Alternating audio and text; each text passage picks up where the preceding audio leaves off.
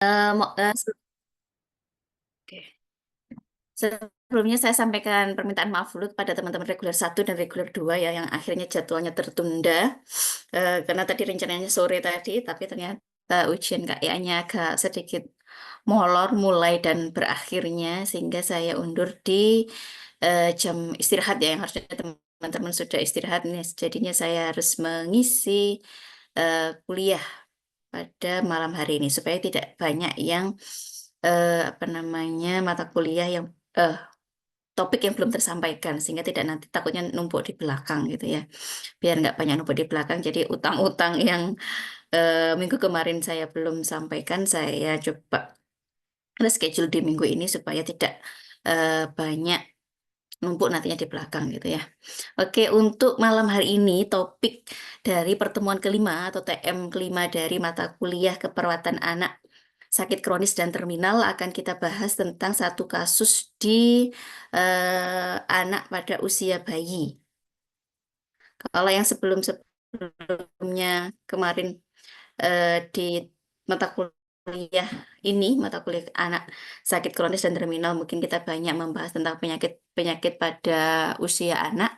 Untuk pertemuan kelima ini akan kita bahas salah satu kasus yang banyak diderita oleh anak usia bayi, yaitu gangguan pernapasan pada bayi baru lahir.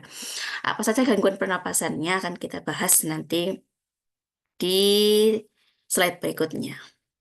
Oke, untuk tujuan pembelajaran atau capaian pembelajaran mata kuliah pada malam hari ini, nanti diharapkan mahasiswa dapat menyusun asuhan keperawatan ya, menyusun asuhan keperawatan pada kasus spesifik yaitu anak dengan kondisi gangguan pernafasan, yaitu bayi dengan asfiksia dan juga RDS atau HMD.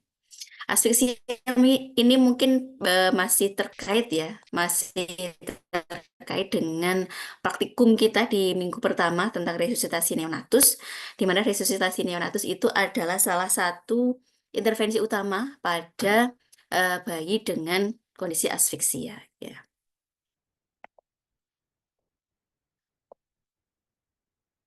Oke. Ini outline kita pada malam hari ini. Nanti akan kita bahas tentang asfiksia dan juga berikutnya tentang RDS atau HMD. Jadi RDS ini sama dengan HMD ya, jadi sinonimnya respiratory distress syndrome pada neonatus itu adalah HMD atau hyaline membrane disease. Kemudian kita akan bahas tentang asuhan keperawatannya seperti apa. Oke, kita masuk ke gangguan pernapasan pada bayi baru lahir. Kenapa kok kita bahas ini? Karena ternyata bahwa angka kematian neonatus di negara kita masih menduduki peringkat ketujuh ya. Itu berdasarkan dari data WHO tahun 2020, di mana angka kematian bayi atau AKB di Indonesia itu sebesar 24 per 1000 kelahiran hidup, di mana dari 24 ini 15 diantaranya adalah terjadi pada usia neonatus. Jadi neonatus ini menyumbang lebih dari 50% angka kematian bayi di Indonesia. Kenapa kok bisa seperti itu? Nanti akan kita bahas karena pada periode neonatus itu adalah periode yang sangat rentan ya karena di situ terjadi periode transisi dari dalam janin atau di dalam perut ibu di mana janin itu sangat tergantung pada ibu, semuanya tergantung dari ibu, kemudian berpindah ke ekstrauterin yang harus mandiri. Sehingga kalau terjadi kegagalan pada fase transisi ini akan menyebabkan masalah. Salah satu di antaranya adalah asfiksia ini. Nah, dari statistik diperoleh bahwa ternyata penyebab angka kematian neonatus atau AKN tertinggi ini disebabkan oleh BBLR dan yang kedua adalah asfiksia. Jadi asfiksinya ini menjadi penyebab nomor dua yang menyebabkan kematian pada neonatus di Indonesia. Sehingga tenaga kesehatan, salah satunya perawat, perlu mengetahui apa sih yang dimaksud dengan asfiksia dan penata laksananya seperti apa, gitu ya, agar dapat menangani bayi dengan kondisi asfiksia, karena ternyata persentase kejadiannya cukup besar di Indonesia. Untuk epidemiologinya sendiri tadi sudah sempat saya singgung sedikit ya bahwa WHO melaporkan bahwa insiden dari asfiksia ini bervariasi antara 2 sampai 27 per 1000 kelahiran hidup di mana perbedaan ini terjadi karena ada beberapa perbedaan definisi dari asfiksia dari beberapa negara, terutama negara-negara yang berkembang versus dengan negara-negara yang sudah maju gitu ya. Karena biasanya negara-negara maju memberikan kriteria yang lebih spesifik dan rigid gitu ya. Kemudian di negara maju insidennya itu sekitar 1 sampai 4 per 1.000 kelahiran, sedangkan di negara berkembang termasuk Indonesia ini masih lumayan tinggi 4 sampai 9 per kelahiran hidup. Dan diperkirakan di negara berkembang itu bisa sampai 21%. Kemudian apa sih yang dimaksud dengan asfiksia neonatorum? Jadi asfiksia yang terjadi pada periode neonatus, ada yang apa namanya menyebutnya dengan lebih lengkap yaitu asfiksia neonatorum, yang artinya bahwa asfiksia tersebut terjadi pada periode neonatus gitu ya. Yaitu kegagalan bayi untuk bernafas spontan. Jadi ini adalah definisi yang paling mudah untuk kita ingat, kita hafalkan, kita pahami gitu, dan akan terus kita bawa nanti sampai ke profesi, bahkan sampai ke teman-teman nanti misalkan terjun sebagai tenaga kesehatan ya, bahwa asfiksia itu adalah kondisi di mana bayi itu tidak bisa bernafas secara spontan. Jadi harusnya dia setelah keluar dari janin itu bernapas secara spontan, secara mandiri dengan paru-parunya. Nah, pada kondisi asfiksia itu bayi tidak bisa atau tidak bisa secara penuh melakukan pernapasan secara spontan. Maka hal itu atau kondisi tersebut disebut sebagai asfiksia. Nah, asfiksia ini karena tadi si bayi tidak bisa bernapas secara spontan, maka akan menimbulkan berbagai manifestasi. Di antaranya adalah hipoksemia, artinya kekurangan oksigen di dalam jaringan ya. Karena tidak bisa bernapas secara spontan, otomatis dia tidak bisa memasukkan oksigen ke dalam tubuhnya. Akibatnya kadar oksigen di dalam jaringan, termasuk juga di dalam darah pun akan menurun. Kemudian akan disebarengi juga dengan hiperkarbia, yaitu peningkatan CO2 di dalam tubuh. Karena dia tidak bisa bernapas secara spontan, otomatis memasukkan oksigen tidak bisa, mengeluarkan CO2 yang berlebih di dalam tubuh pun juga nggak bisa. Sehingga kedua kondisi ini terjadi secara bersamaan, yaitu hipoksemia, yaitu kekurangan oksigen di dalam tubuh, dan hiperkarbia, yaitu peningkatan CO2 yang berlebih di dalam tubuh. Lama-kelamaan kondisi ini akan menyebabkan asidosis atau peningkatan asam di dalam darah. Kenapa kok bisa terjadi seperti itu? Karena CO2 itu sifatnya asam ya.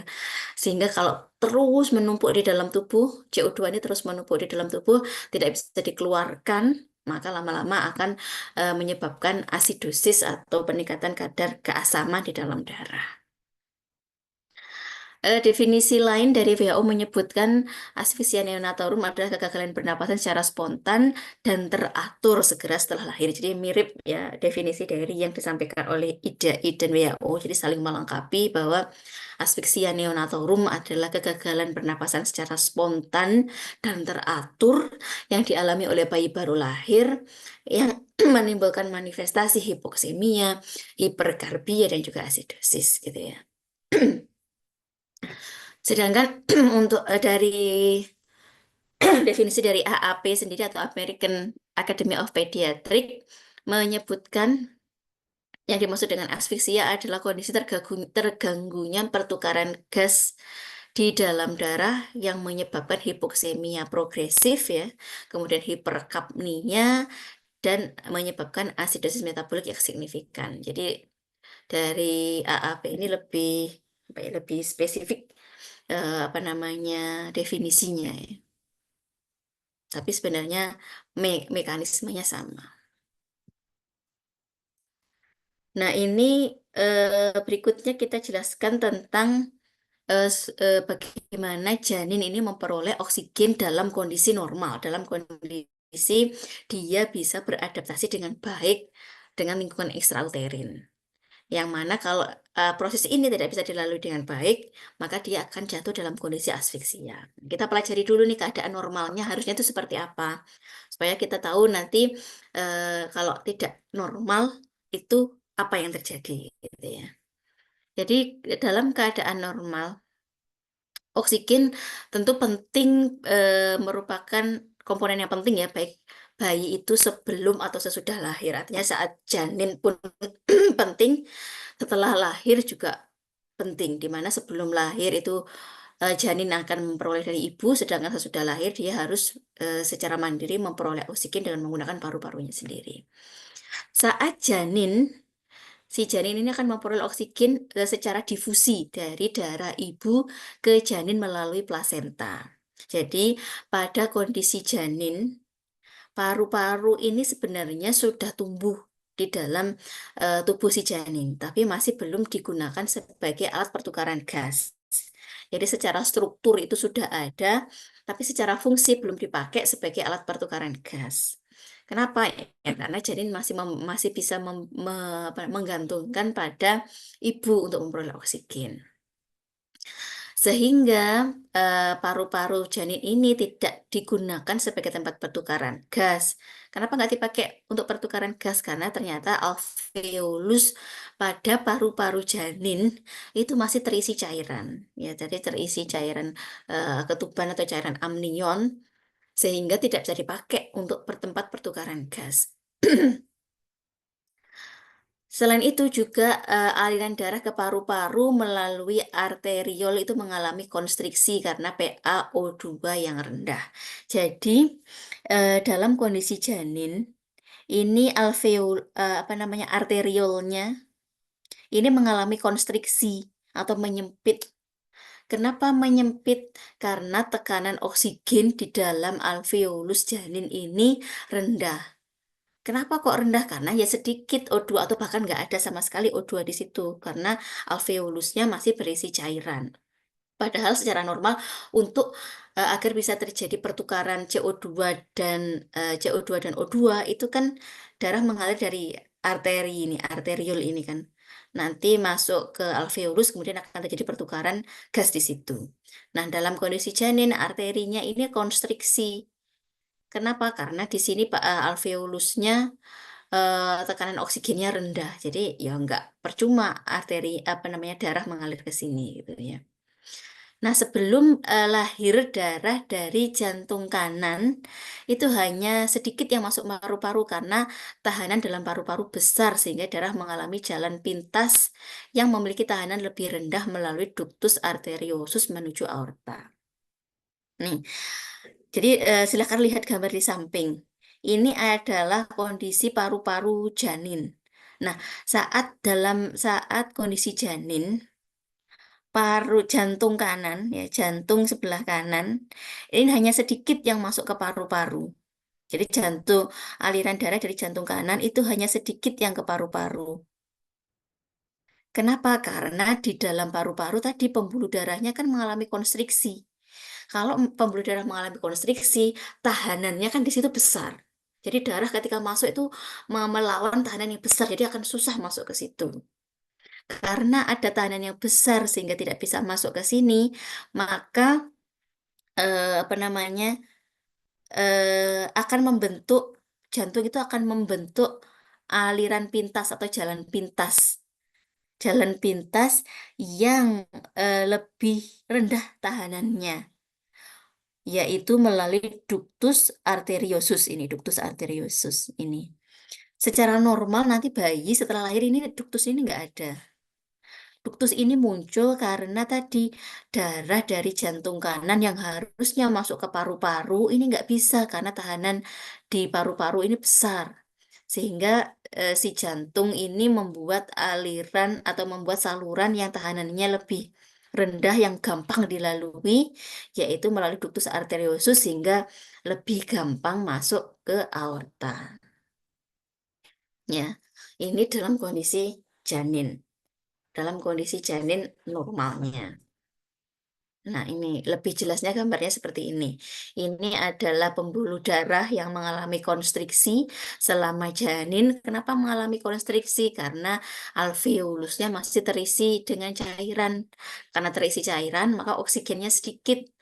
Karena oksigennya sedikit, maka tekanan atau PaO2-nya kan sedikit atau rendah sehingga pembuluh darahnya akibatnya jadi vasokonstriksi atau menyempit. Karena fase pembuluh darah dalam paru-paru ini kan di dalam paru-paru ya. Karena pembuluh darah dalam paru-paru itu mengalami konstriksi, maka tahanannya besar.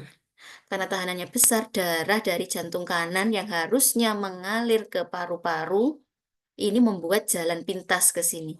Membuat jalan pintas yaitu ductus arteriosus agar lebih gampang atau lebih mudah mencapai aorta. Nah, saat bayi itu lahir, cairan yang ada di dalam alveolus ini akan diserap oleh tubuh sehingga setelah diserap oleh tubuh maka oksigen akan bisa memenuhi atau masuk ke dalam alveolus. Karena masuk di dalam alveolus udara sudah bisa masuk dalam alveolus, otomatis di sana oksigennya bertambah, maka PaO2-nya di sana juga meningkat.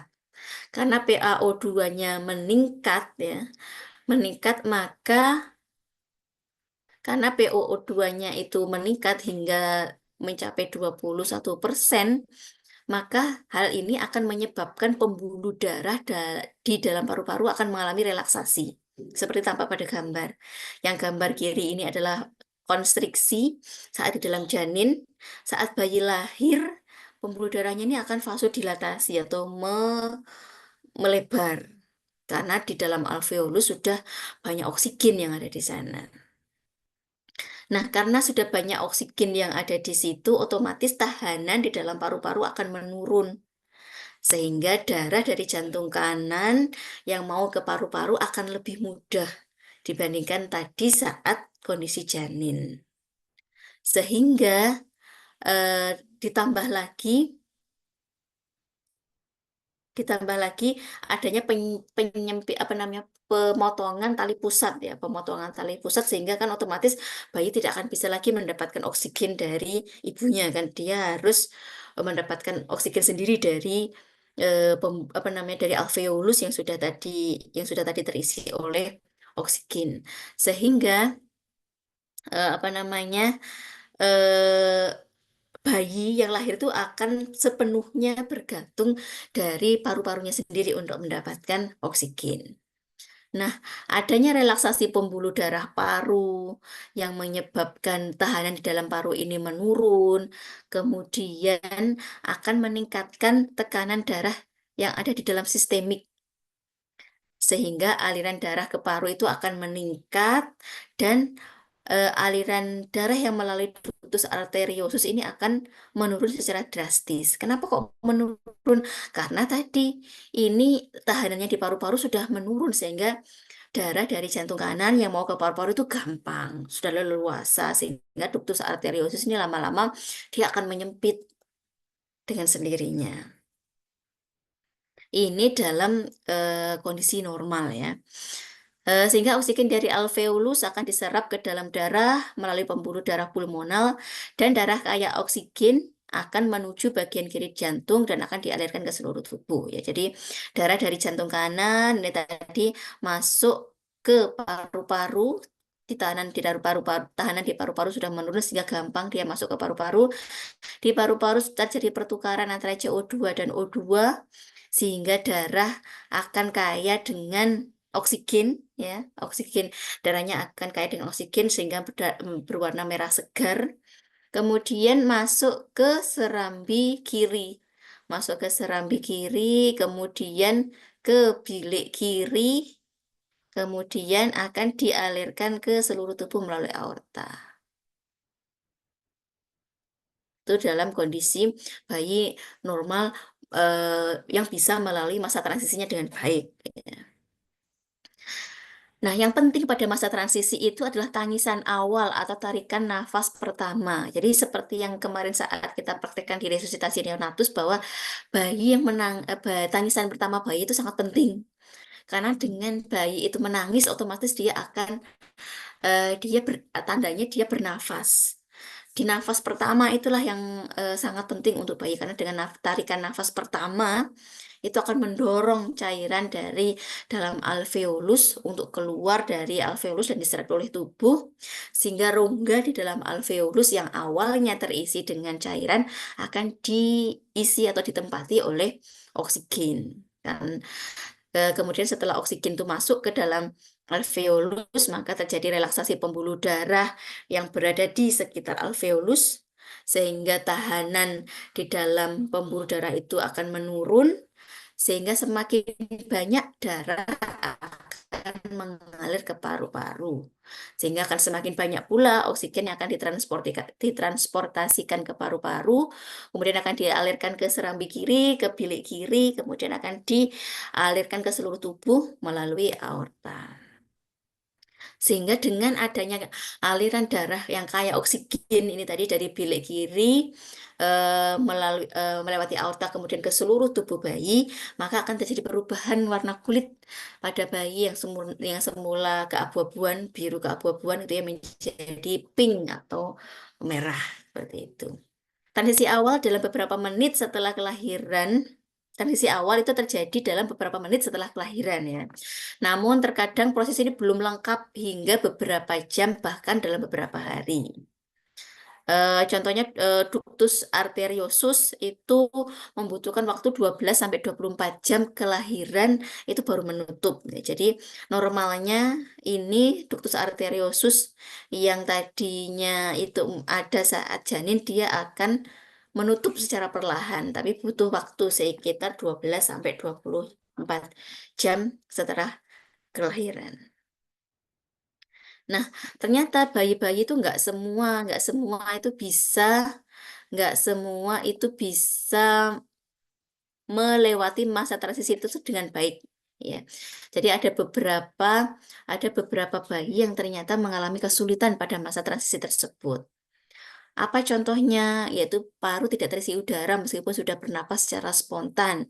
Jadi meskipun bayinya itu saat keluar itu sudah ada tarikan atau tangisan pertama, mungkin tangisannya nggak begitu kuat, sehingga nggak semua cairan yang berada di alveolus itu keluar dari alveolus, sehingga perlu alat bantu nafas. Kemudian masalah yang kedua tidak terjadi peningkatan tekanan darah sistemik. Jadi yang harusnya bayi setelah lahir itu tekanan darahnya itu meningkat secara sistemik. Nah, ini tidak terjadi atau yang disebut sebagai hipotensi sistemik karena yang disebabkan oleh kontraksi jantung inadekuat, artinya ada gangguan kongenital pada jantung, maka akan mengalami juga atau akan terjadi kesulitan pada masa transisi. Atau adanya arteri pulmonal yang tetap konstriksi setelah kelahiran. Normalnya tadi kan setelah kelahiran arteri pulmoner kan mengalami relaksasi ya, sehingga tahanan di dalam paru-paru itu menurun. Ada beberapa bayi arteri ini tidak mengalami relaksasi tapi tetap konstriksi, sehingga terjadi PPHN atau persistent pulmonary hypertension of newborn. Nah, kesulitan pada masa transisi inilah yang menyebabkan bayi akhirnya jatuh dalam kondisi asfiksia atau tidak bisa bernapas secara spontan segera setelah lahir. Apa saja penyebabnya? Penyebab dari asfiksia ini bisa berasal dari faktor ibu, ada faktor janinnya atau bayinya, dan juga ada faktor dari plasenta itu sendiri. Yang pertama dari faktor ibu, yaitu ibu dengan penyakit sistemik, misalkan ibu dengan diabetes mellitus, hipertensi, itu sering terjadi atau sering berisiko bayi yang dilahirkan akan mengalami asfiksia. Sehingga makanya kalau di anamnesis awal, anamnesis ibu mau melahirkan gitu ya, masuk ruang persalinan, sebelum itu pasti akan dianamnesis punya nggak riwayat penyakit sistemik, misalkan diabetes, hipertensi, karena itu sangat berpengaruh pada resiko terjadinya asfiksia pada bayi yang akan dilahirkan. Kemudian preeklamsi ini erat kaitannya dengan hipertensi ya. Kalau hipertensinya tidak terkontrol akan menyebabkan preeklamsi pada ibu. Kemudian hipotension atau hipotensi adanya ruptur pada uret apa namanya uterus itu juga bisa menyebabkan adanya asfiksia dan juga infeksi pada ibu. Kemudian dari faktor plasenta, penyebabnya ada aborsio plasenta, artinya plasentanya tidak melekat dengan baik Padahal kan plasenta ini fungsinya sangat besar ya pada janin, fungsinya sangat vital. Dia kan apa namanya, tempat berdifusinya oksigen atau tempat mengalirnya oksigen dan juga nutrisi dari ibu ke janin. Otomatis kalau terjadi aborsi atau tidak melekat dengan baik atau bahkan terlepas, bayi akan tidak mendapatkan oksigen dan juga nutrisi secara adekuat dari ibunya.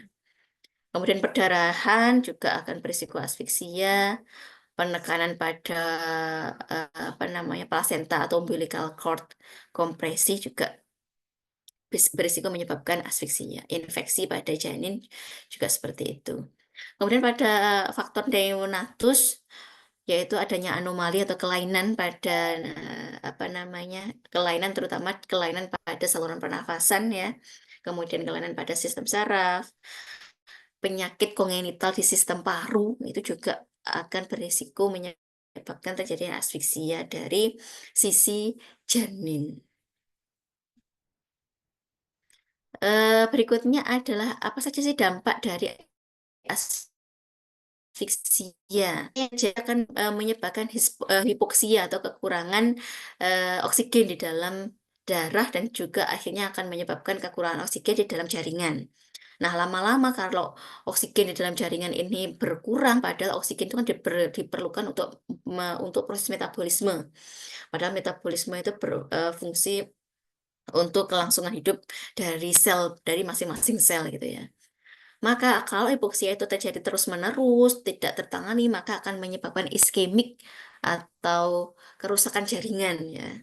Karena jaringannya tidak bisa melakukan metabolisme, maka lama-kelamaan akan terjadi iskemik atau kerusakan jaringan. Nah, ada iskemik ini akan terjadi di berbagai organ, sehingga akan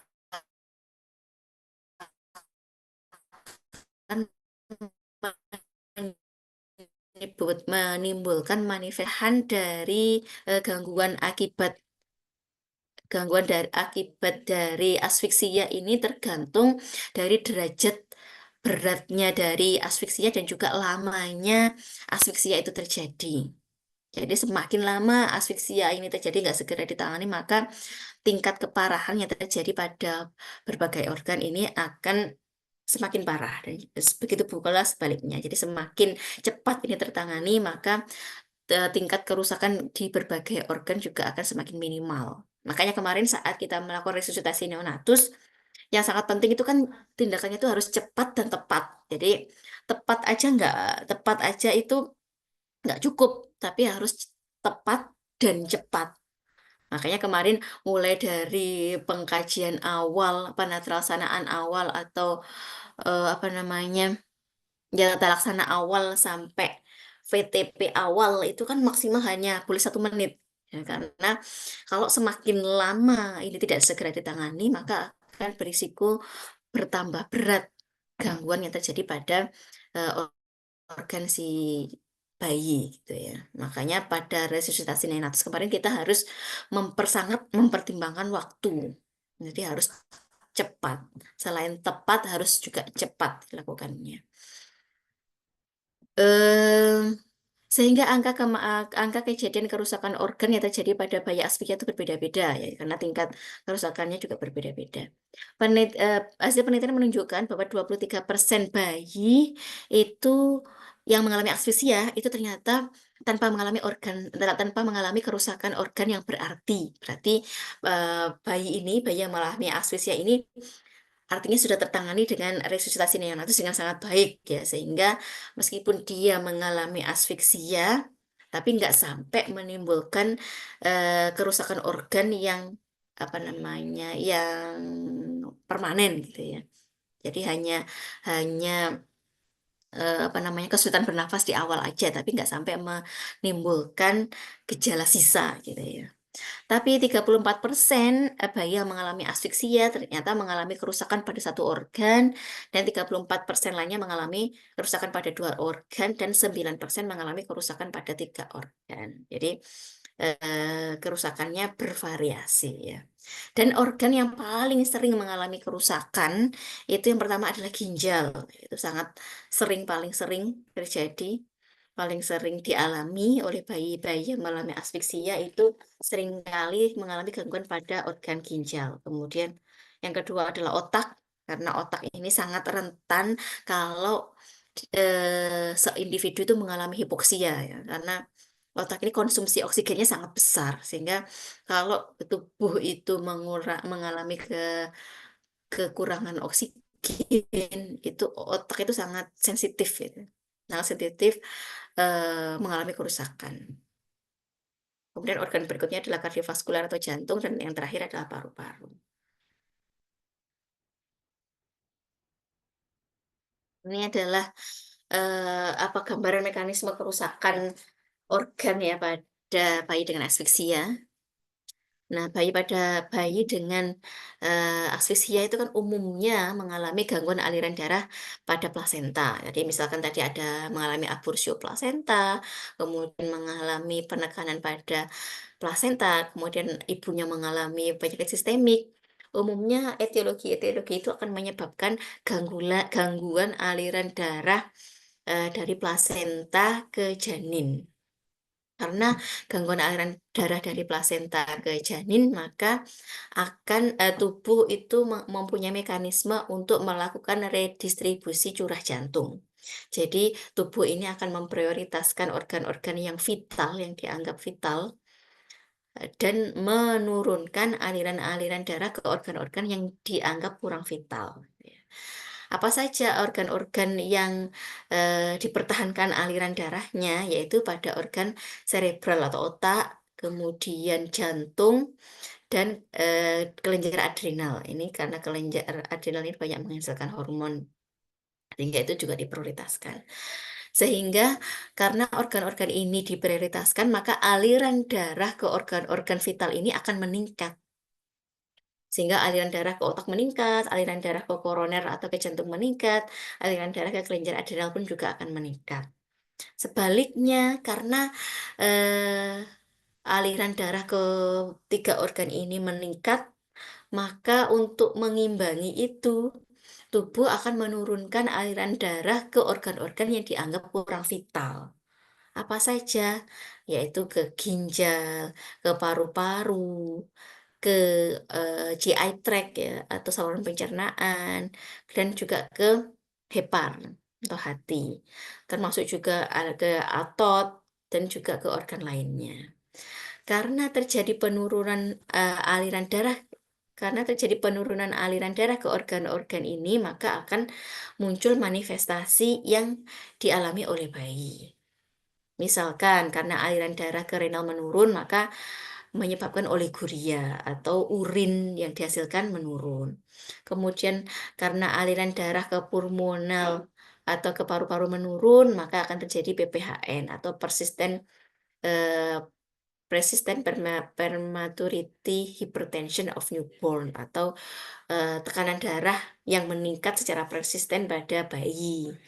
Kemudian karena aliran darah ke saluran pencernaan menurun, maka akan terjadi nekrosis di, saluran pencernaan yang kita sebut sebagai NEC atau necrotizing enterocolitis, yaitu, nekrosis yang terjadi di saluran pencernaan bayi.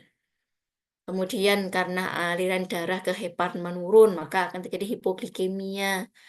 Karena, hepar itu kan fungsinya salah satunya adalah untuk memecah atau memproduksi, untuk memecah glikogen ya menjadi, ATP atau glukosa. Tapi karena aliran darah ke hepar menurun, maka terjadi hipoglikemia. Karena, hepar tidak bisa atau menurun fungsinya, termasuk juga di AIC kan, terjadi di AIC. Kenapa? Karena di hepar juga diproduksi beberapa faktor pembekuan darah. Nah, karena aliran darah ke hepar menurun, otomatis fungsi hepar menurun, sehingga salah satu fungsi dari hepar pun juga menurun, yaitu memproduksi, apa namanya, faktor pembekuan darah, sehingga terjadi DIC atau disseminated, disseminated intravarkular disseminated, aduh lupa saya kepanjangannya DIC itu, disseminated intravascular, lupa saya. Pokoknya DIC itu adalah terjadinya, perdarahan kecil-kecil di banyak lokasi. yang terjadi akibat penurunan produksi faktor pembekuan darah yang dihasilkan oleh hepar gitu ya. Nah, kalau kondisi asfiksia ini terus terjadi tanpa adanya intervensi yang memadai, maka lama-kelamaan aliran darah ke otot jantung atau miokard dan juga aliran darah ke otak pun juga akan menurun. Nah, kenapa kok menurun? Karena tubuh sudah tidak bisa mengkompensasi lagi. Kalau yang ini tadi kan masih dalam kompensasi ya, artinya tubuh masih bisa menyesuaikan diri nih.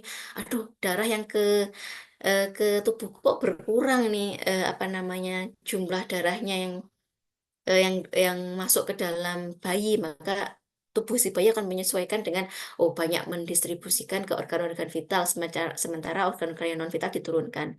Tapi kalau hal ini terus, ketidakseimbangan ini terus terjadi, lama-lama sistem kompensasi di dalam tubuh pun juga akan kolaps atau tidak tidak mampu lagi beradaptasi gitu ya. Lama-lama akhirnya aliran ke otak, ke miokard pun juga akan menurun, yang akhirnya akan menyebabkan iskemik di jaringan serebral.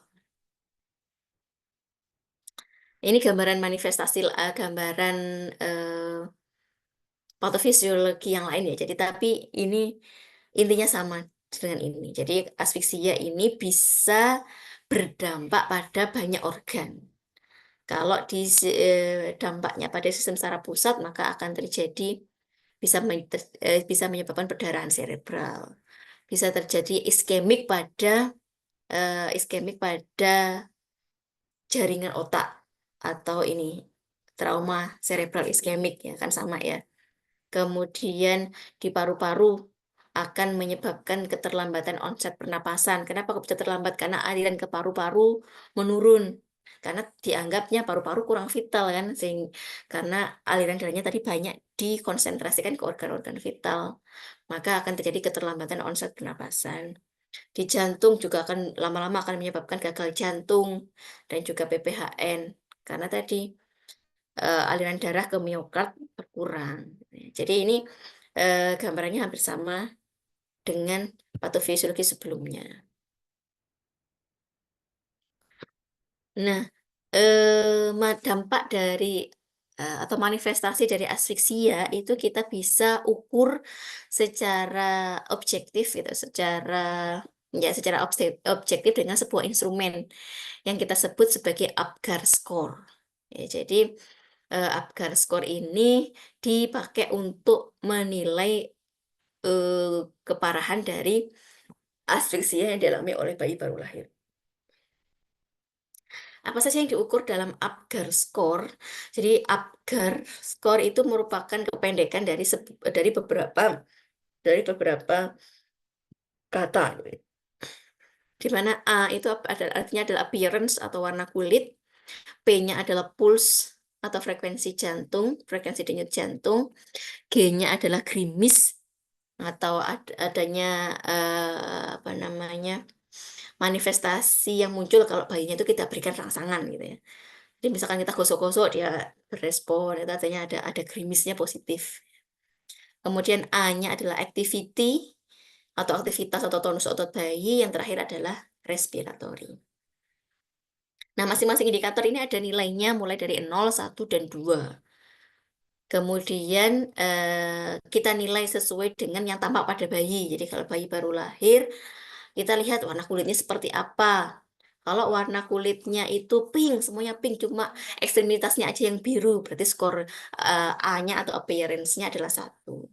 Kemudian pulsnya ternyata dia kurang dari 100 kali per menit, maka skornya juga 1. Kemudian gerimisnya, ada dia menangis, tapi nangisnya tuh nggak kenceng, hanya apa namanya kita sebut sebagai grunting, jadi nangisnya tuh kayak kayak merintih gitu ya, maka skornya pun 1 juga. Kemudian activity, tonus ototnya seperti apa? Apakah dia nggak ada tonus otot, artinya lemas, ataukah hanya beberapa ekstremitas aja yang fleksi, misalkan tangannya tok yang agak fleksi tapi kakinya nggak fleksi, maka skornya 1. Tapi kalau semua ekstremitas atas dan bawah itu semuanya fleksi, maka aktivitas ototnya bagus atau skornya 2. Begitu juga respirasi kita lihat sesuai dengan yang muncul pada bayi, kemudian kita berikan skor. Setelah itu kita jumlahkan dari keempat komponen, maaf, kelima komponen itu kita jumlahkan, kemudian kita bisa interpretasikan asfiksia yang dialami oleh bayi tersebut. Apakah asfiksianya ringan, sedang, atau berat. Kalau ringan, skornya jumlah skor dari kelima komponen itu antara 7 sampai 9. Kalau sedang itu 4 sampai 6. Kalau dia berat itu 0 sampai 3 jumlah kelima komponen dari Apgar skor ini. Nah, ini penjelasan dari masing-masing apa dampak dari asfiksia di masing-masing sistem. Yang pertama adalah sistem saraf pusat, eh, di mana ini penjelasannya sama-sama seperti yang di bagian tadi ya. Kalau aliran darah dari pasien tak menurun, maka janin akan meredistribusikan cairan atau kardiak outputnya atau aliran darahnya untuk melindungi organ vital dan menurunkan ke organ-organ yang dianggap kurang vital gitu ya. Tapi kalau kondisi tersebut lama tidak tertangani, maka akhirnya tubuh pun yang awalnya bisa mengkompensasi kondisi itu lama-lama juga akan jatuh dalam kondisi dekompensasi atau tidak sanggup lagi melakukan kompensasi gitu ya. Akhirnya terjadi iskemik yang terjadi pada jaringan otak atau yang disebut sebagai ensefalopati hipoksik iskemik. Ya, artinya adalah iskemik yang terjadi pada sistem saraf pusat akibat terjadinya hipoksia atau kekurangan oksigen dalam jangka waktu yang lama atau yang kita sebut sebagai HIE atau hypoxic ischemic encephalopathy.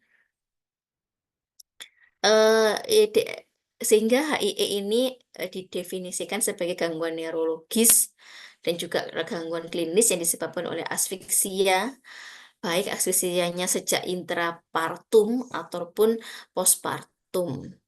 Ini merupakan kelainan yang paling sering terjadi pada bayi dengan asfiksia selain adanya perdarahan peri-intraventrikuler atau perdarahan pada jaringan otak. Apa saja manifestasinya? Gangguan intelijensia, jadi gangguan kognitif atau kecerdasannya menurun.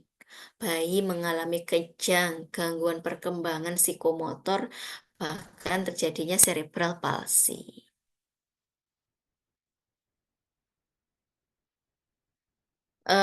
Bagaimana mekanismenya? Ini mekanismenya ya. Asfiksia akan menyebabkan aliran darah ke otak menurun. Otomatis glukosa yang masuk ke otak pun juga akan turun. Kenapa? Karena darah itu kan mengangkut oksigen dan juga nutrisi. Nutrisi salah satunya adalah glukosa. Nah, glukosa ini sangat penting dibutuhkan oleh otak. Nah, karena aliran darah menurun, otomatis oksigen dan glukosa yang diantarkan oleh aliran darah tersebut juga akan menurun.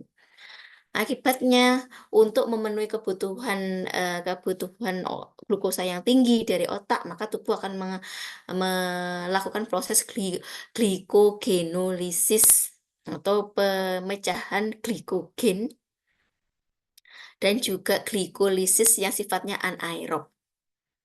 Anaerob artinya dia nggak membutuhkan oksigen ya. Jadi secara normal itu kan metabolisme yang terjadi di dalam tubuh itu kan aerob, yaitu artinya metabolisme tersebut menggunakan oksigen. Nah, tapi kalau kondisi tubuh ini mengalami kekurangan oksigen, maka metabolisme yang terjadi adalah metabolisme yang anaerob atau metabolisme yang membutuhkan oksigen dalam jumlah yang lebih kecil. Nah, dampak dari metabolisme anaerob ini adalah ATP yang dihasilkan itu tidak sebesar seperti metabolisme aerob yang normal terjadi. Ya, jadi kalau metabolisme aerob itu menghasilkan ATP yang banyak, metabolisme anaerob yang menggunakan sedikit oksigen ini menghasilkan ATP yang jauh lebih sedikit. Selain itu juga dia menimbulkan sampah atau hasil sampingan ya berupa laktat atau H+. Nah, karena ATP yang dihasilkan dari metabolisme anaerob itu nggak banyak, padahal si otak itu butuh ATP itu banyak, maka lama-lama otak itu akan mengalami kerusakan. Selain itu, karena metabolisme anaerob ini tadi menghasilkan laktat yang sifatnya basah karena mengandung H+, kemudian H+-nya itu lama banyak menumpuk di dalam tubuh, akhirnya lama-lama akan menyebabkan kondisi asidosis atau penurunan kadar keasaman di dalam tubuh sehingga terjadi asidosis metabolik.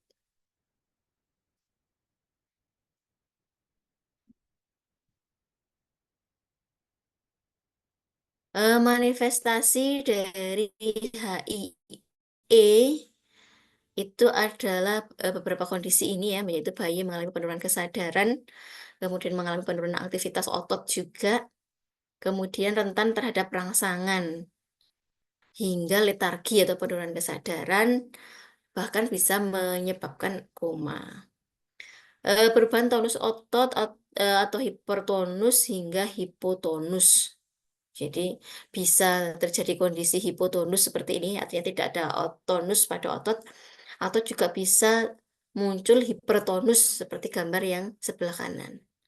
Jadi hipotonus gambar sebelah kiri itu mungkin terjadi. Kondisi hipertonus atau tonus ototnya berlebihan seperti gambar yang sebelah kanan pun juga mungkin terjadi pada bayi yang mengalami HII.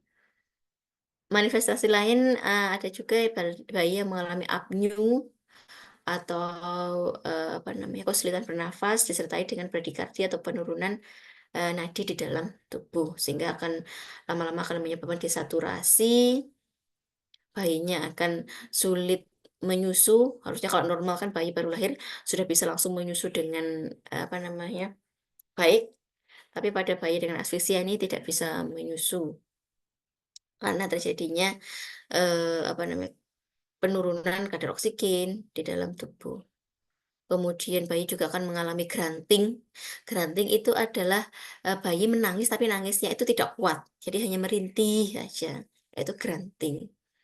Atau kondisi decorticate dan cerebrate. Decorticate atau decerebrate ini gambar ya, hipotonus ya. Istilah lainnya adalah decorticate atau decerebrate. Tingkat gejala yang dialami oleh bayi dengan asfisia ini tergantung dengan tingkat keparahan asfisia yang terjadi dan juga tergantung dari kecepatan pemberian tindakan. Jadi semakin cepat tindakan diberikan, maka akan semakin minim efek sampingnya atau manifestasi yang dialami oleh bayi. Salah satu intervensi yang diberikan pada bayi dengan asfiksia ini adalah cooling terapi. Selain apa namanya resusitasi neonatus yang kemarin sudah kita bahas, intervensi lainnya yang cukup baru itu adalah cooling terapi atau bayi sengaja dibuat dalam kondisi kedinginan atau hipotermia. Jadi pada intervensi cooling terapi ini bayi sengaja dibuat dalam kondisi kedinginan atau hipotermia, yaitu dengan cara mendinginkan kepala dan seluruh tubuh pada suhu 33 sampai 35 derajat Celcius. Bagaimana cara mendinginkan bayinya? Yaitu dengan cara meletakkan bayi di atas matras dingin, kemudian diberikan topi yang suhunya dingin, dan kondisi hipotermia ini dipertahankan sampai 72 jam. Artinya sampai 3 hari.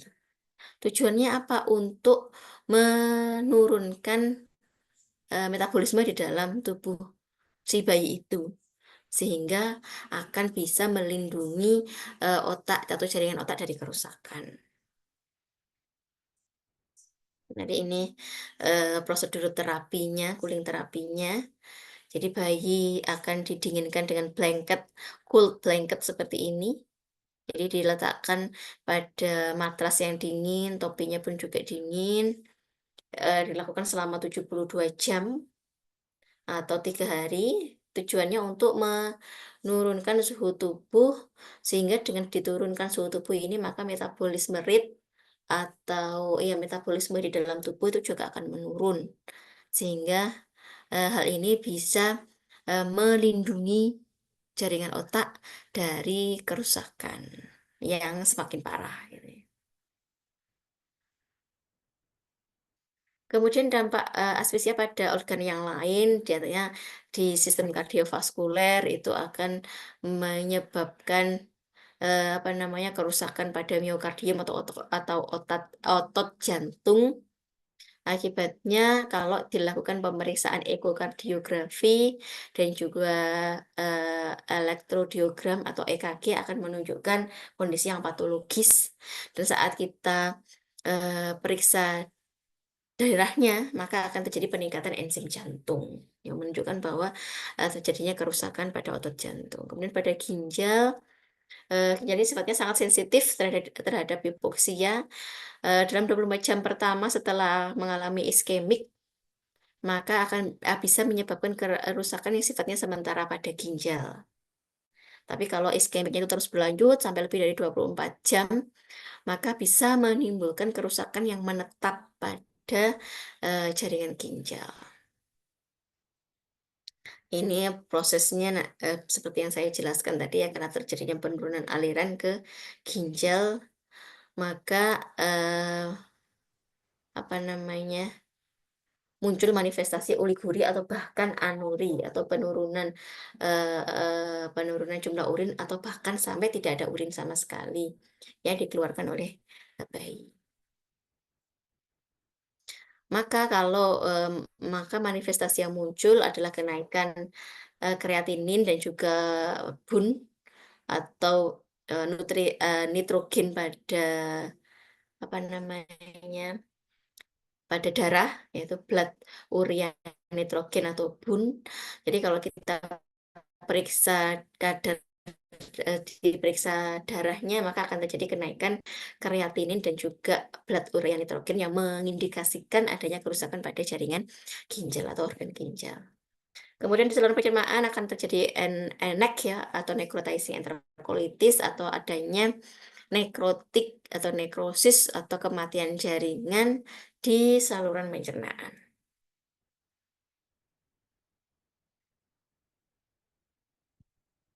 Kemudian pada hati akan terjadi peningkatan enzim hati ya, kalau kita cek pada sampel darahnya akan terjadi peningkatan SGOT dan juga SGPT. Selain itu nanti juga akan terjadi penurunan faktor pembekuan darah sehingga di dalam tubuh akan terjadi DIC atau disseminated intravascular coagulation, atau adanya banyak perdarahan kecil-kecil yang menyebar dalam tubuh karena terjadi penurunan produksi faktor pembekuan darah akibat penurunan aliran darah ke hepar. Bagaimana penegakan diagnosis pada asfiksia? Yang pertama adalah dari pemeriksaan darah, yaitu bisa diambil dari arteri umbilikalis, kemudian dari pemeriksaan BGA atau blood gas atau pemeriksaan darah yang diambil dari arteri ya, kemudian dari CT scan atau juga MRI yang juga bisa digunakan untuk mendeteksi HIE, dan pemeriksaan laboratorium yang lain untuk memeriksa adanya kerusakan pada beberapa organ yang mungkin terdampak dari adanya asfiksia ini. Misalkan di organ ginjal, kita perlu memeriksa bun dan kreatininnya seperti apa, meningkat atau enggak. Kalau meningkat berarti terjadi kerusakan di ginjal. Kita lakukan pemeriksaan EKG untuk mengetahui kontraksi jantungnya masih bagus atau enggak. Ini saya kira kemarin sudah pernah kita lihat nih video tentang bayi yang dilakukan asfiksia, bayi yang mengalami asfiksia dan dilakukan pertolongan pertama.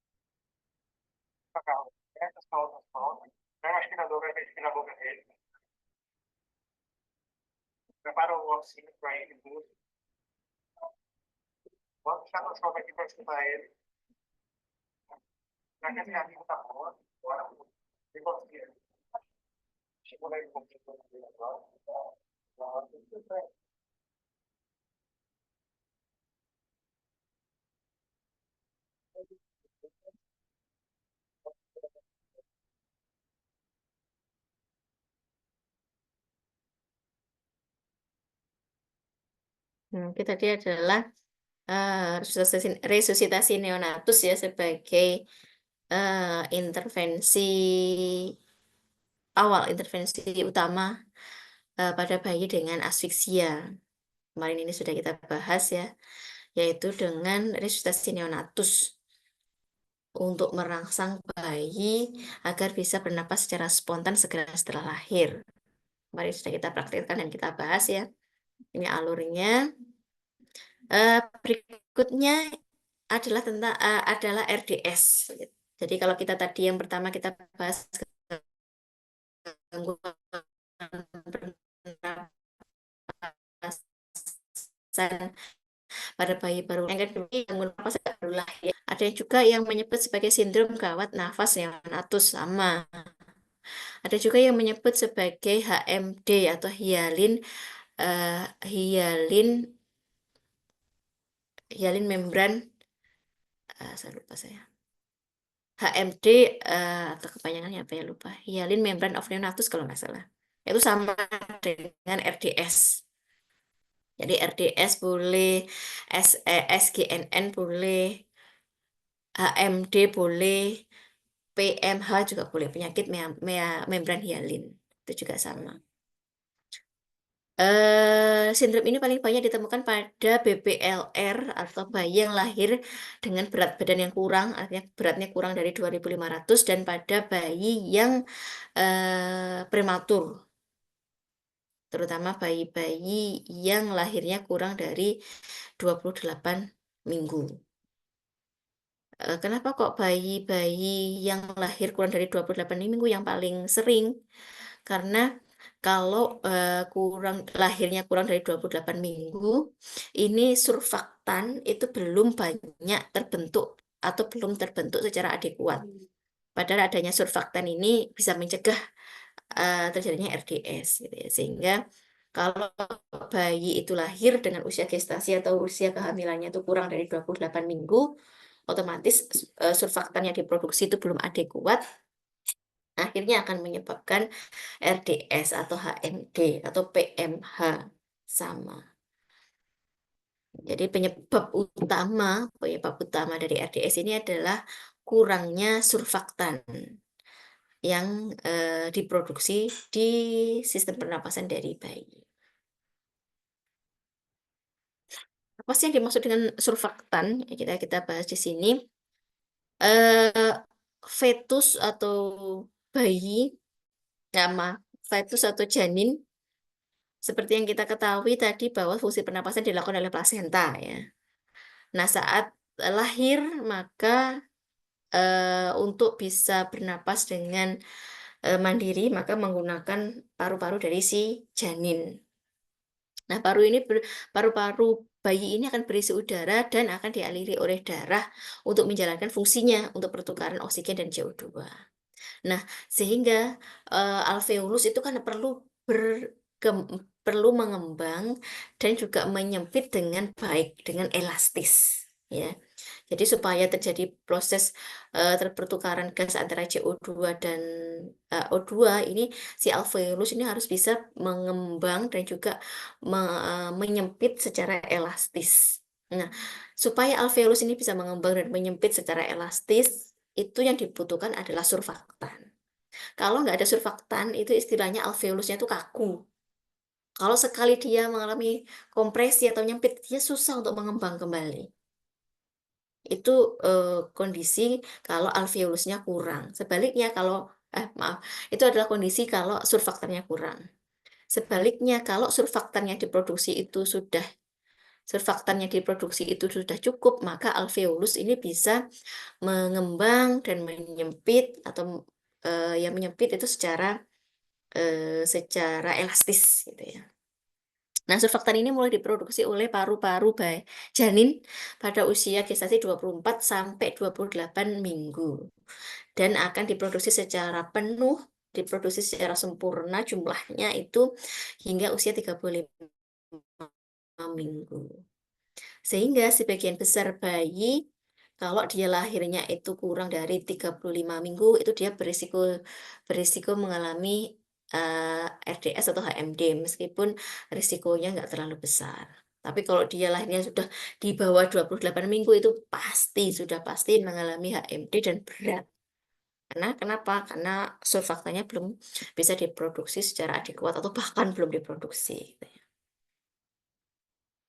Nah, surfaktan ini berfungsi untuk menurunkan tekanan permukaan paru atau alveolus, sehingga akan mendorong perkembangan paru dan mencegah kolaps atau mengempesnya paru saat ekspirasi. Seperti yang saya sebutkan tadi bahwa adanya surfaktan ini akan membuat alveolus itu bisa mengembang dan mengempes saat ekspirasi dengan elastis. Kalau tidak ada surfaktan, si paru-paru ini apa namanya tahanannya akan kuat akan apa namanya ya, akan tinggi tahanannya sehingga saat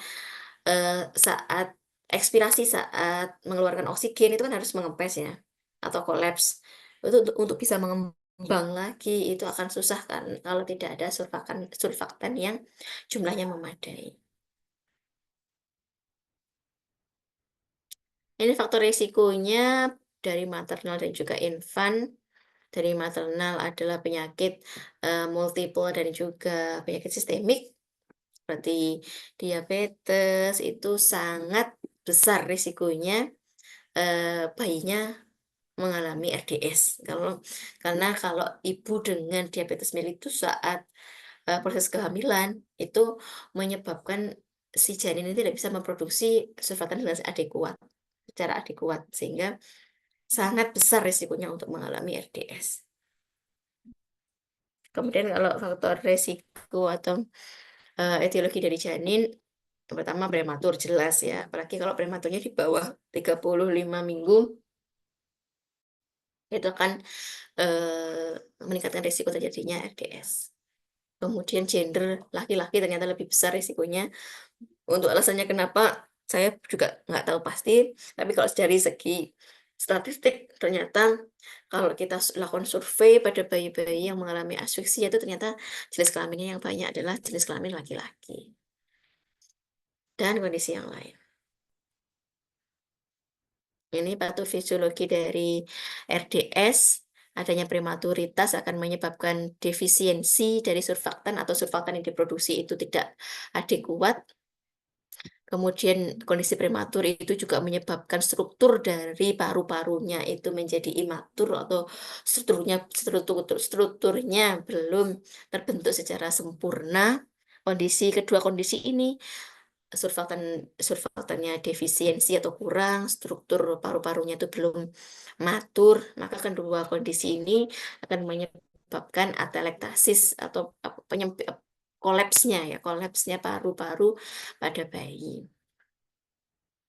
Hari ini kondisi atelektasis atau kolapsnya paru-paru pada janin ini akan menurunkan eh, lung compliance. Artinya lung compliance itu apa? Kemudahan paru-paru untuk mengembang dan mengempis gitu loh.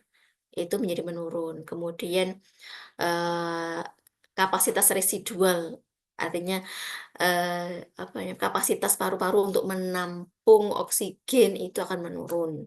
Karena tadi, karena alveolus yang sudah mengempes atau kolaps itu nggak sulit untuk mengembang kembali. Otomatis kalau semakin banyak alveolus yang kolaps itu kan akhirnya akan semakin sedikit oksigen yang bisa ditampung di dalam alveolus tersebut. Kemudian akan meningkatkan kolapsnya alveoli dan juga akhirnya meningkatkan dead space pada alveolus. Dead space maksudnya banyak apa namanya rongga-rongga yang tidak bisa melaksanakan fungsinya, yang disebut sebagai dead space. Karena tadi alveolus yang sudah ngempes ini nggak bisa ngembang lagi, otomatis kan ini menjadi rongga mati ya karena tidak bisa menjalankan fungsinya untuk sebagai tempat pertukaran gas. Nah, kondisi ini akan menyebabkan hipoperfusi atau perfusi yang menurun pada janin dan juga menyebabkan terjadinya hipoventilasi dari kondisi atelektasis ini. Lama-lama kalau hipoperfusi dan hipoventilasi ini terus terjadi, maka akan menyebabkan hipoksemia atau penurunan kadar oksigen di dalam jaringan dan disertai dengan hiperkapnia atau peningkatan CO2 di dalam tubuh bayi. Karena tadi perfusi itu kan eh, apa ya masuknya oksigen dan juga masuk dan juga keluarnya. Kalau hipoperfusi otomatis masuknya berkurang, keluarnya juga berkurang. Masuknya berkurang menyebabkan penurunan oksigen, aliran udara yang keluar menurun akan menyebabkan penumpukan kadar CO2 di dalam tubuh, sehingga menyebabkan hiperkapnia.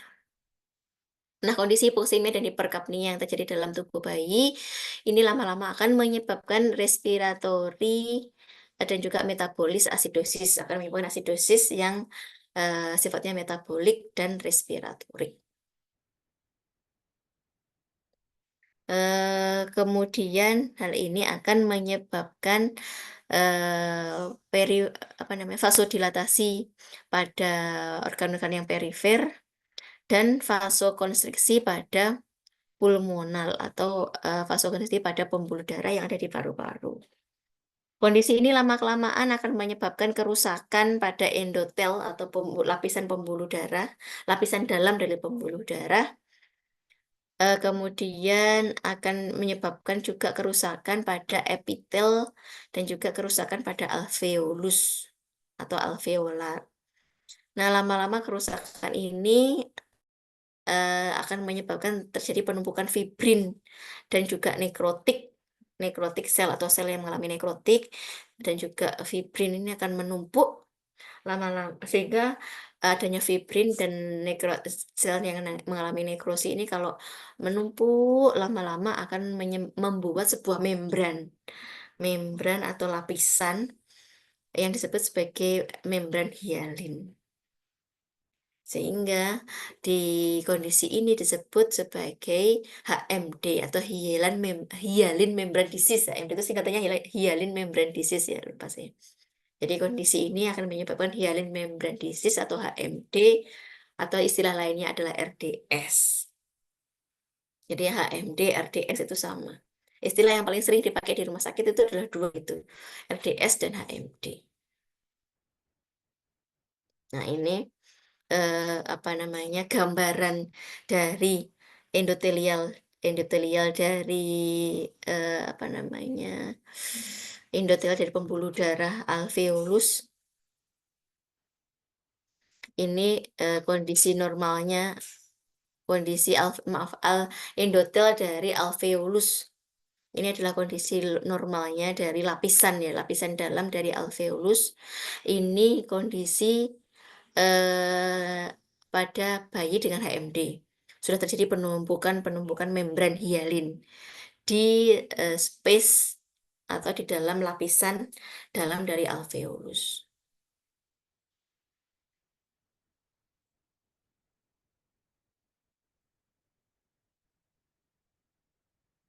Ini patofisiologinya atau perjalanan penyakitnya bahwa pada bayi prematur itu pematangan paru-parunya belum sempurna, kemudian ditambah dengan apa namanya, produksi surfaktannya masih belum adekuat sehingga pengembangan alveolus itu tidak elastis ya atau tidak seimbang sehingga berisiko menyebabkan kolapsnya alveolus saat ekspirasi. Kalau sudah kolaps, untuk bisa membuka lagi alveolus ini maka akan dibutuhkan energi yang lebih besar. Nah, kelamaan bayi ini akan mengalami kelelahan karena setelah ekspirasi alveolusnya mengempes atau kolaps. Nah, untuk mengembangkan lagi ini butuh energi yang besar. Lama-lama bayi akan mengalami kelelahan dan alveoli yang terbuka itu semakin sedikit. Kondisi ini lama-lama akan menyebabkan atelektasis paru sehingga perfusi paru juga menjadi menurun. Apa saja manifestasinya? Untuk manifestasinya, maaf, sebelum manifestasi kita ke diagnosisnya dulu atau penegakan diagnosis dari RDS itu berdasarkan hasil pemeriksaan X-ray. Jadi dari pemeriksaan X-ray atau foto torak itu akan bisa kelihatan apakah terjadi RDS atau tidak. Biasanya kalau normalnya paru-paru itu kan apa gambarannya hitam ya pada pemeriksaan X-ray karena dia adalah rongga yang berisi udara. Nah, pada kondisi HMD atau RDS ini akan banyak muncul bercak-bercak putih. di situ karena di dalam rongga yang harusnya berisi udara ternyata banyak lapisan-lapisan fibrin tadi, lapisan-lapisan membran hialin tadi. Untuk manifestasinya yaitu bayinya menjadi sesak atau takipneu atau dips dan juga dyspneu. Kemudian adanya retraksi atau penggunaan otot bantu nafas yang harusnya dalam kondisi normal itu tidak terjadi. Jadi adanya retraksi suprasternal atau tarikan otot di atas sternum, kemudian tarikan otot di interkoste yang harusnya itu nggak terjadi kalau bayinya itu bernafasnya itu normal.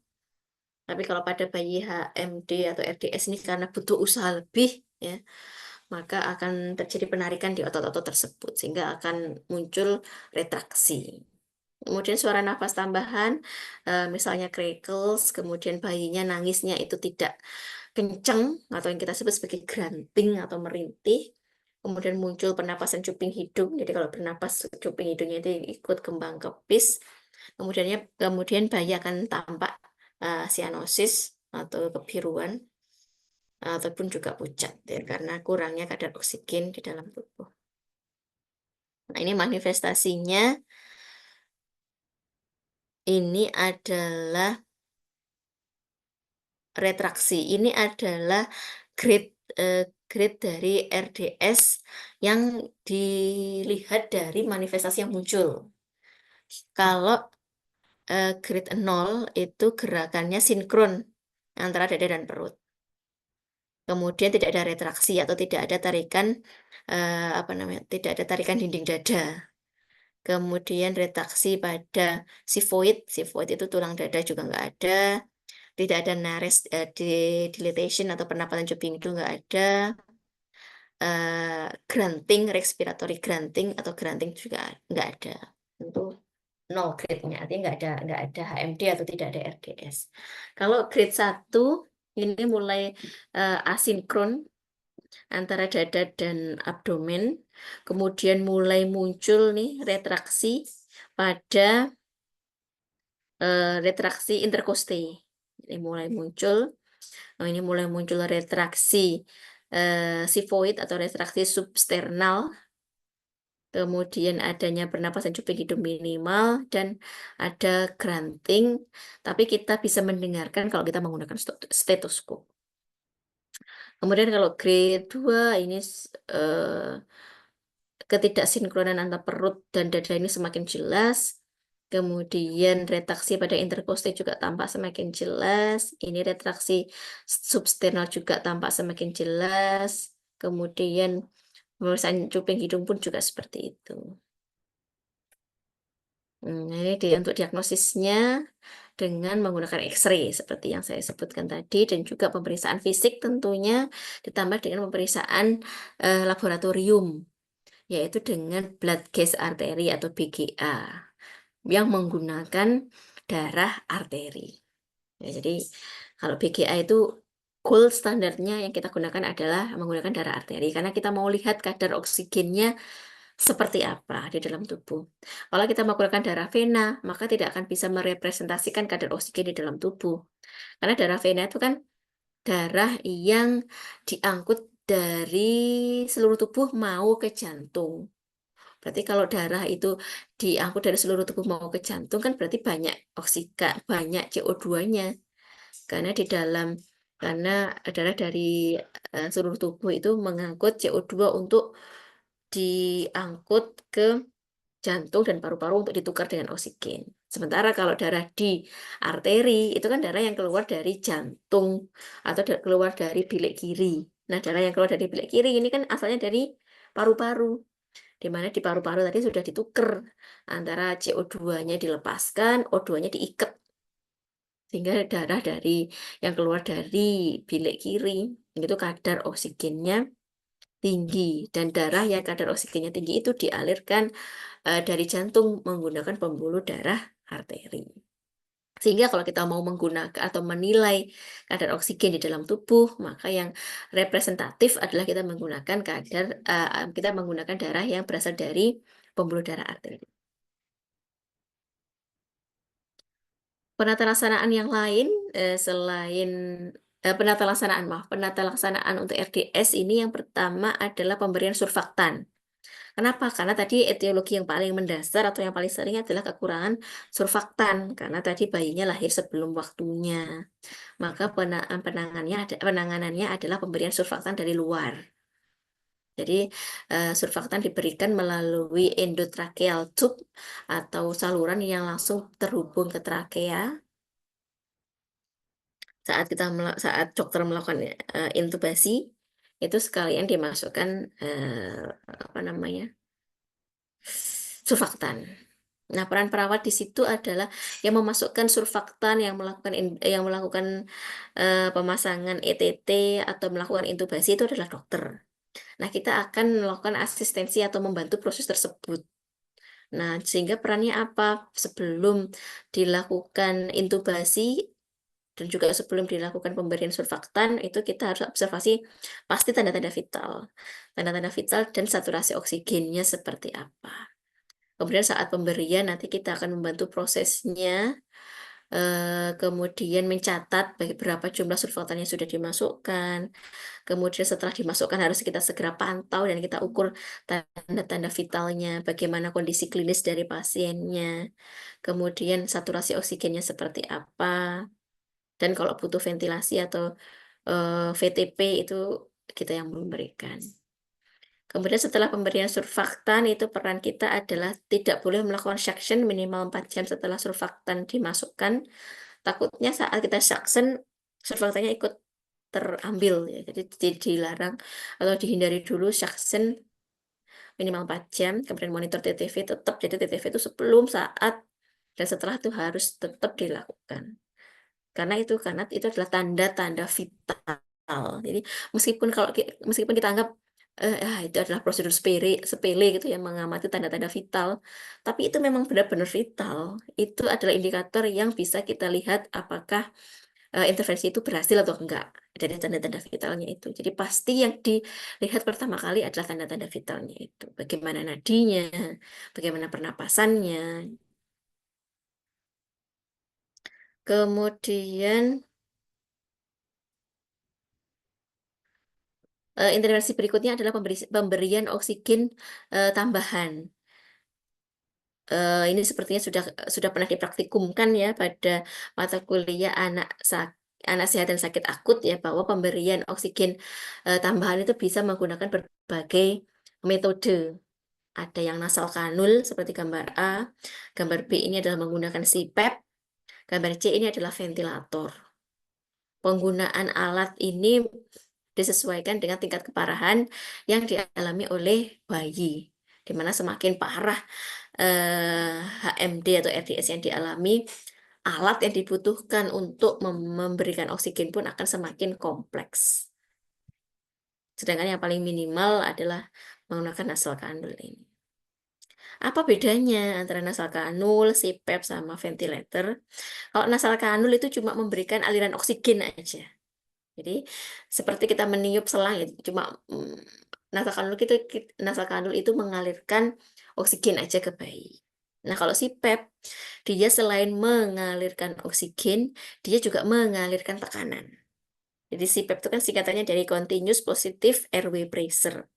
Ya, jadi selain dia menghantarkan oksigen, si alat ini juga menghantarkan tekanan yang membantu bayi membuka alveolus yang sebagian tadi mengalami kolaps akibat kurangnya surfaktan. Sedangkan kalau ventilator ini selain dia memberikan oksigen, kemudian memberikan tekanan, si alat ini juga mengatur ritme atau frekuensi dari pernapasan si bayi. Kenapa kok perlu diatur oleh mesin? Karena bayi sudah tidak bisa mengatur sendiri ritme nafasnya. Kalau A dan B ini bayi masih bisa mengatur ritme nafasnya, frekuensi nafasnya. Kalau sudah pakai alat yang C atau ventilator, ini bayi sudah tidak bisa lagi mengatur ritme atau frekuensi nafasnya. Berikutnya adalah asuhan keperawatan pada kedua kondisi itu tadi ya, baik HMD atau RDS dan juga asfiksia. Maka untuk asuhan keperawatannya yang pertama adalah pengkajian. Pasti ya, di asuhan keperawatan langkah yang pertama adalah kita melakukan pengkajian. Apa saja yang dikaji? Yang pertama pasti data demografinya dulu. data demografinya, data demografi bayi dan ibunya. Karena data demografi ibu ini akan sangat berpengaruh terhadap risiko yang dialami oleh bayi. Misalkan ibu dengan diabetes mellitus, maka bayinya akan berisiko mengalami RDS gitu ya. Jadi harus kita kaji. Kemudian kita kaji kondisi bayinya. Apa sih yang kita kaji? Usia gestasinya saat lahir berapa? Riwayat pengobatannya apa saja? Berat badan lahirnya, berat badan lahirnya berapa? Karena semakin kecil berat badan lahir akan meningkatkan risiko terjadinya tadi asfiksia ataupun RDS. Apgar skor pun juga seperti itu kita perlu kaji untuk mengetahui derajat keparahan dari asfiksia yang dialami. Kemudian berikutnya adalah mengkaji tanda-tanda spesifik dari penyakit yang dialami, baik RDS ataupun asfiksia. Apa saja yang tadi sudah kita pelajari dari konsep sebelumnya tadi, manifestasinya apa saja dari asfiksia dan RDS, itu yang perlu kita kaji di sini, di bagian tanda dan gejala ini.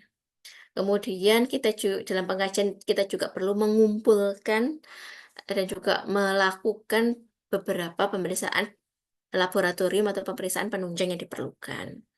Misalnya untuk mengetahui derajat HMD, kita melakukan pemeriksaan fototorak untuk mengetahui derajatnya. Pemeriksaan laboratorium untuk kita mengetahui kalau pasien yang mengalami asfiksia, organ mana aja yang sudah terdampak dari asfiksia itu. Kemudian pemeriksaan ekokardiografi atau pemeriksaan jantung untuk mengetahui kontraksi jantungnya masih bagus atau enggak.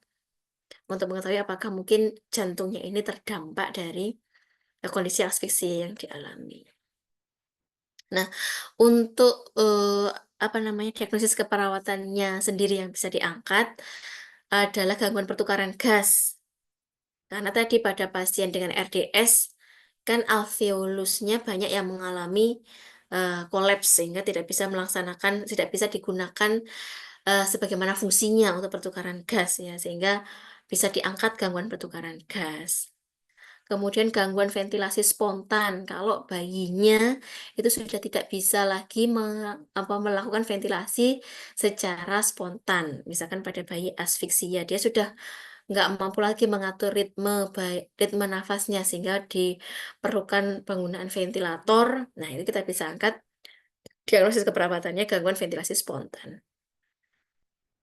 Untuk gangguan pertukaran gas, untuk luarannya kita bisa ambil pertukaran gas di mana ini beberapa indikatornya adalah dyspnea atau sesak nafas atau peningkatan frekuensi nafas, suara nafas tambahannya ada atau enggak, nafas cuping hidung, hasil BGA dan juga warna kulit. Itu adalah beberapa indikator dari pertukaran gas.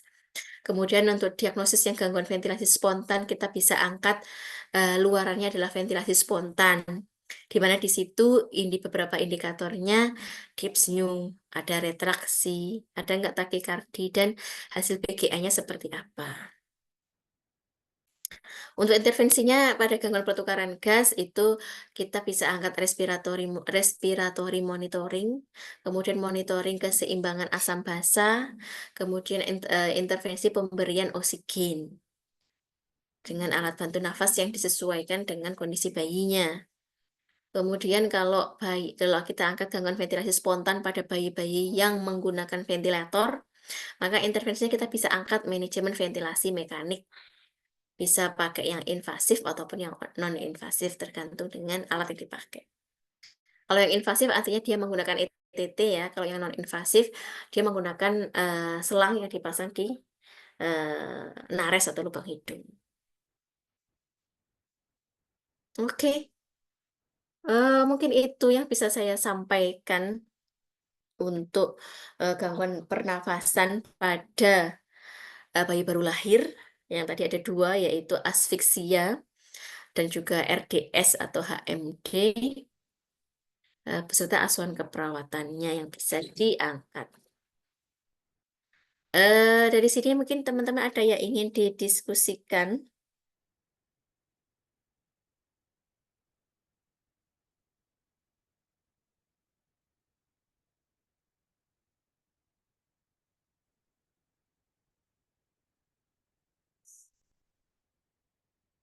Halo, ada yang ingin didiskusikan atau ada yang ingin ditanyakan dari penjelasan saya tadi?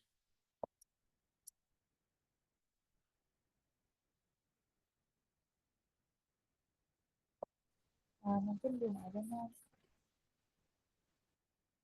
Belum ada? Oke, kalau belum ada, saya cukupkan penjelasan topik saya pada malam hari ini ya. Semoga bisa dipahami dengan baik. Mungkin nggak banyak apa namanya ya.